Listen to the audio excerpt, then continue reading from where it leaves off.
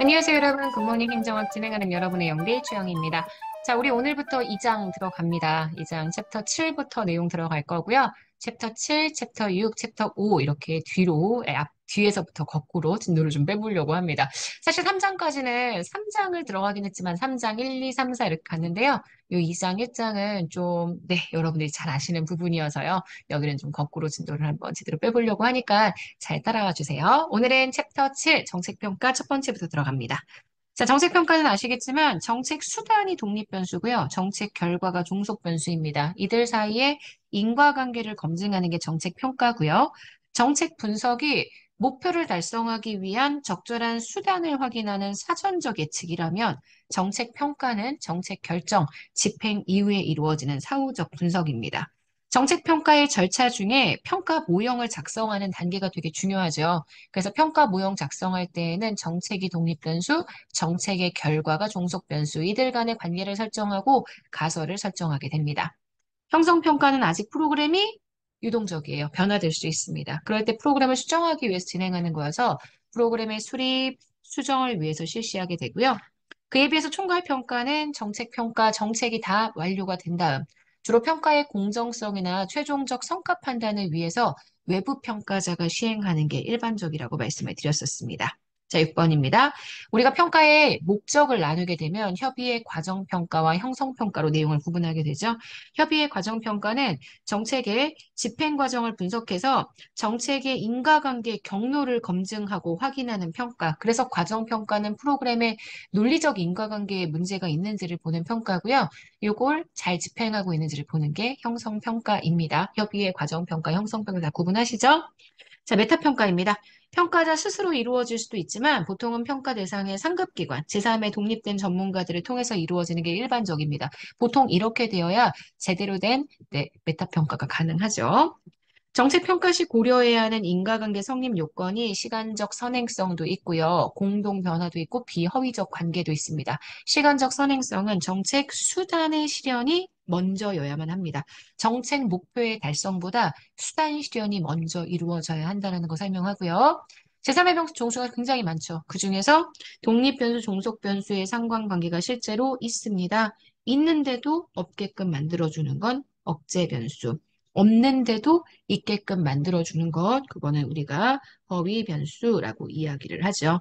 그래서 허위 변수, 억제 변수, 그다음 혼란 변수, 제가 이 세 가지 구분하시는 게 되게 중요하다고 말씀을 드렸었습니다. 10번입니다. 정책 평가 시에 추상적 변수를 정의하기 위해서 구성 변수를 설정하죠. 구성 변수를 만약에 잘못 설정하게 되면 측정을 하는 게 어려워집니다. 이때의 타당도는 구성적 타당도가 져야 된다고 보셔야 되고요. 통계적 타당도는 평가 모형의 정밀성으로 통계적 타당성이 확보가 되면 주로 일종 오류, 효과가 없는데 있는 것으로 판단하는 오류 혹은 이종 오류, 효과가 있는데 없는 것으로 판단하는 오류를 방지할 수 있습니다. 일종 오류와 이종 오류는 제가 여러분들에게 말씀드렸던 것처럼 정책을 평가하는 과정에서 지금 오류 3은, 3종 오류는 의제 설정하는 과정에서 나타나게 됩니다. 자, 그 다음 넘어가 볼까요? 12번입니다. 정책 실험을 통해 나타난 결과를 다른 상황에서도 적용할 수 있는지를 보는 가능성. 그래서 표본이 사회적 대표성에, 보통은 표본의 사회적 대표성에 의해서 결정되는 타당도는 외적 타당도입니다. 내적 타당도를 저해하는 요인 중에 선발 요인, 상실 요인, 요건 다 표본의 대표성 관련 요인이고요. 지금 보시는 표본의 대표성 관련 요인이지만 요걸 가지고 내적인 타당도와 외적인 타당도 두 가지를 모두 논할 수 있다라고 얘기했습니다. 선발이나 상실 요인은 모두 다 내적인 타당성 저해 요인으로 설명이 됩니다. 14번입니다. 외적인 타당성 저해 요인 중에 인위적인 특수한 실험 환경에서 얻은 결과를 일반화시킬 수 없다. 이건 호손 효과라고 이야기를 하죠.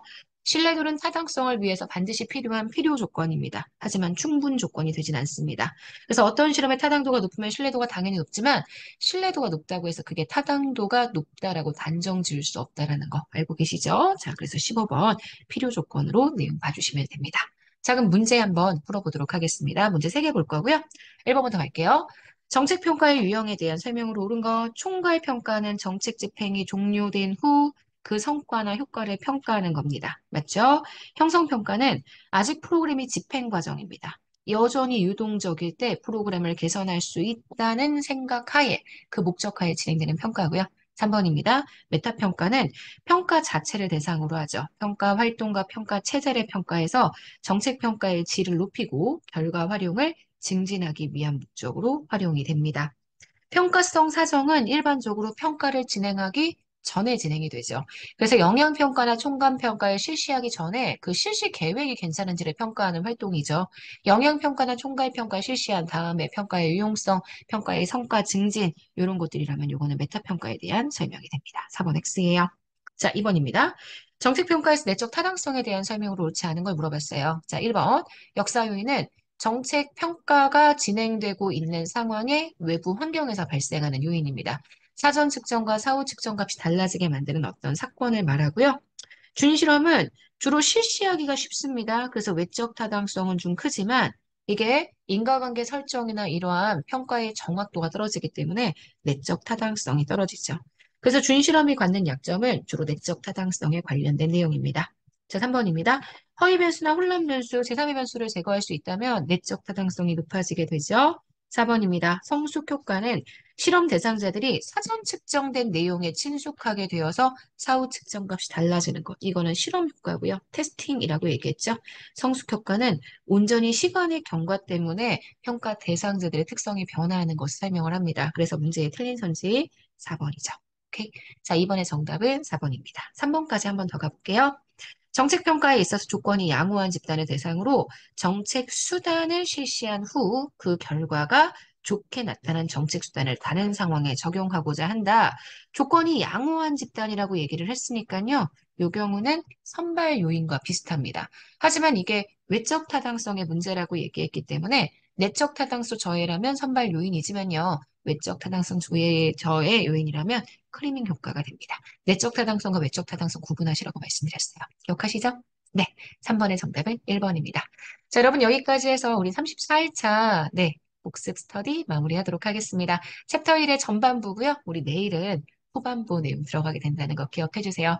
오늘이 23일, 내일이 24일 크리스마스 이브고요. 25일 크리스마스까지 왠지 기분이 싱숭생숭한 그런 때일 텐데 그럴수록 우리 열심히 공부합시다. 크리스마스를 이렇게 해서 불살라 볼게요.